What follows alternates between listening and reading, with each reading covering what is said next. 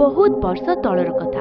गोटे गाँव में विमला नामक जड़े गरीब स्त्री लोक निज झील राधा सहित रोला। विमलार स्वामीर देहांत हो जाइतिला। दिने विमला निज झील राधा सहित गाँ मुखियार खेत में काम करके फेरुथिला। से समय राधा को बहुत शोष लगिला। माँ मते बहुत शोष लगुची। एठी आखो पाखरे खाली खेत ही अछि। टिके आगकू गले गोटे कुआ अछि, सेठी पानी पीदबु। दुहे आगकू बढ़िले। अल्प समय पर सेमाने कुआ पाखरे पहुंच गले। आउ पानी पीके आगकू गले। दुहे चाली चाली थकी गले। सेथिपाई सेमाने गोटे गछ तळे बसबा पाई भाबिले। आउ गछ पाखकू गले। दुहे गछ पाखकू पहुंची देखिले कि गोटे बूढ़ी लोक सेठी बसिछि। आउ ता गोड़रू रक्त बाहरुछि।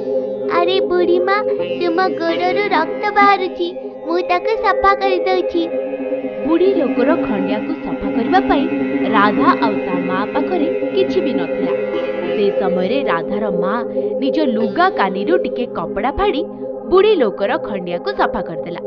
आउ तापरे राधा सेठी कपड़ा रे पट्टी करदेला। ए सबु देखी बुढ़ी लोक कहला, झियो तुमे मो भली अजणा लोक पाई निज लुगा कोण पाई खराब करदेल। बुढ़ी माँ, लुगारे कौन अछि? आउ थरे तो किनी पारिबु ना, किंतु एठी तुमर ई खंडिया को सफा करबा जरूरी थिला। माँ, मो झियो बिल्कुल ठीक कथा कहूछि। जल्दी जड़े मनीष आ जड़े मनीषर साहाय्य करबनी ताहले आ किए करबो? बुढ़ी लोक दुहिंकर कथा सुनी बहुत खुशी होला।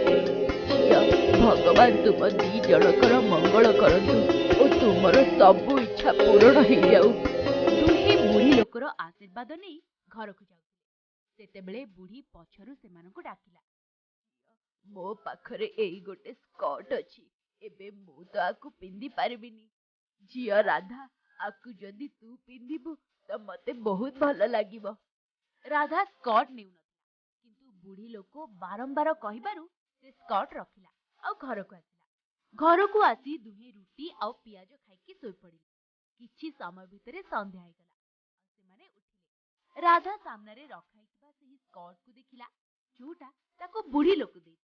राधा ताको पिंधिकी निज माँ को कहिला, माँ, घरे तो किछि भी रांधिबा को नाही।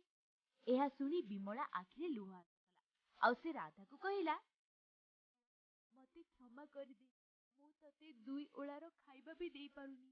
जदि तो बापा आज बंची थांते तो ए सब किछि भी हेई न थांता। माँ, तमे जमा कांदानी, सब ठीक है जिबा। एमिति भाबिनिया, आज आमे सिंगड़ा मिठा अलगा अलगा प्रकार रा खाइबा खाउछु।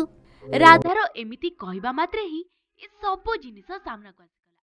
दुहे ए सब देखि आश्चर्य होई गले।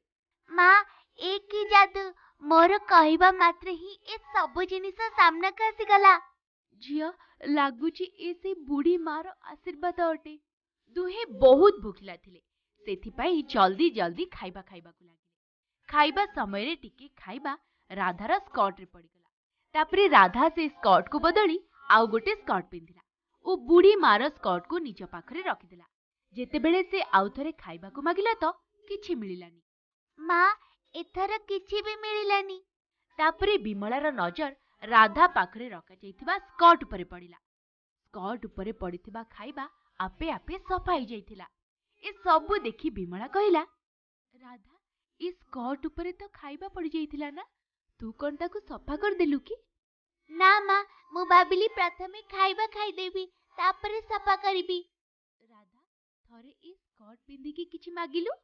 राधा से स्कर्ट रो किछि कपड़ा खाइबा जिंस आउ पैसा मागिला। ता मागिबा मात्रे ही सब जिनिस सामना को आसीगला। झियो, ए स्कर्ट साधारण नुहे, एटा गोटे चमत्कारी स्कर्ट। आमे बुढ़ी मार खंडिया को सफा करथिले। एहार आशीर्वाद रूपरे से हमको ए चमत्कारी स्कर्ट दे देले, जा फଳରେ हमर सब इच्छा पूर्ण हो जिवो। दुहे बहुत खुशी हो गले। आउ चमत्कारी स्कर्ट रो बहुत सारा पैसा आउ खाइबा जिनिस। धीरे धीरे दुहे किछि दिन भितरे धनी हो गले। दुहे चमत्कारी स्कर्ट साहाय्य गाँ लोक आउ अभावी लोकंकर भी साहाय्य कले। पूरा गाँ लोक दुहिंकर प्रशंसा करी थकु नथिले। ए खबर राधार सांग गोपी जानिला। कथा कोन जानिबाकू पड़िबो, ए राधा एते जल्दी धनी केमती हे गला। गोपी बहुत दुष्ट थिला। କିନ୍ତୁ ରାଧା ତାକୁ ନିଜ ସାଙ୍ଗ ବୋଲି ମାନୁଥିଲା। ହଠାତ୍ ଗୋଟେ ଦିନ ଗୋପୀ ରାଧାର ଘରକୁ ଆସିଲା ଆଉ କହିଲା, ରାଧା ମୋ ସାଙ୍ଗ, ତତେ କଣ କହିବି, ମୋ ସହିତ କଣ ହେଇଯାଇଛି।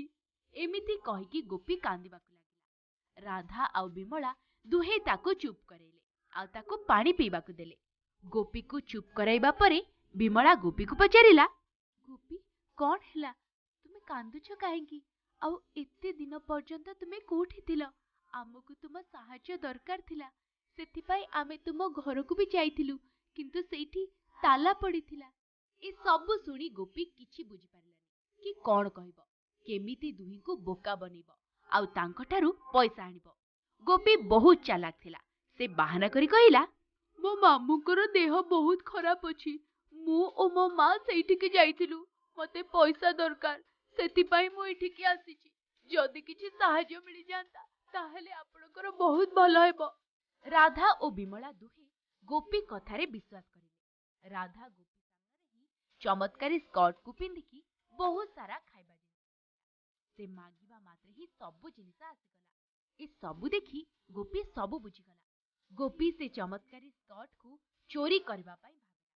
ଆଉ ରାତିରେ ରାଧା ଆଉ ବିମଳାର ଶୋଇଗଲା ପରେ ସେ ଆସିଲା।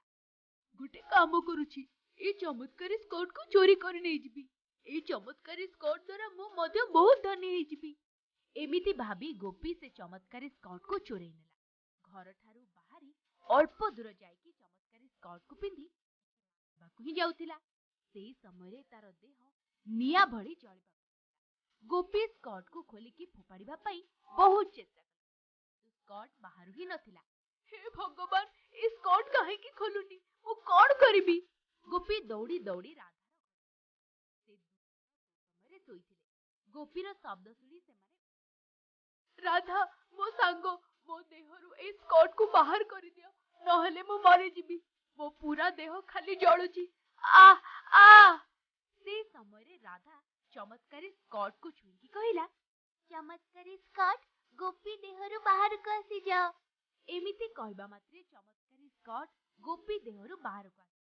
ତାପରେ ଗୋପୀ ରାଧା ଓ ବିମଳାକୁ କ୍ଷମା ମାଗିଲା। ଦୁହେଁ ତାକୁ କ୍ଷମା କରିଦେଲେ। ରାଧା ଓ ବିମଳା ଏଇଭଳି ସେ ଚମତ୍କାରୀ ସ୍କର୍ଟ ଦ୍ୱାରା ଅନ୍ୟ ଲୋକଙ୍କର ସାହାଯ୍ୟ କରି ବହୁତ ଆରାମରେ ନିଜ ଜୀବନ ବିତାଇଲେ।